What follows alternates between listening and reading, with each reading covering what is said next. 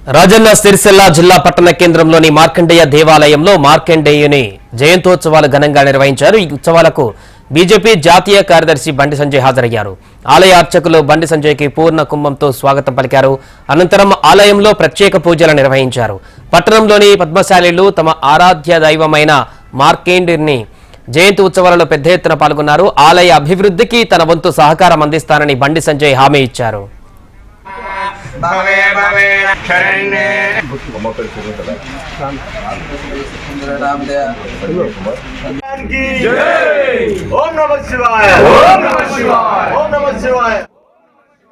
ముఖ్యంగా పద్మశాలి కుటుంబ బాంధవులందరూ కూడా మార్కండేయ స్వాముల వారి జయంతి సందర్భంగా ఉద్యోగపూర్వక శుభాకాంక్షలు. కూడా స్వామివారి ఆశీర్వాదంతో అందరూ నిన్ను రోజులు ఆయుర ఆరోగ్యాలతో ఒక ప్రశాంతమైన జీవితం గడపాలని చెప్పి వాళ్ళ కష్టాలన్నీ తిరిగిపోయి ఒక సంస్కారవంతమైన జీవితం గడిపే విధంగా ఆ స్వామివారు ఆశీర్వాదం అందేయాలని చెప్పి ఆ స్వామివారిని తెలుస్తూ ప్రతి సంవత్సరం కూడా సిరిసిల్లలో సంఘం ఆధ్వర్యంలో మార్కండేయుల వారి ఉత్సవాలు చాలా బ్రహ్మాండంగా ఘనంగా జరుగుతున్న విషయం అందరికీ తెలిసిందే.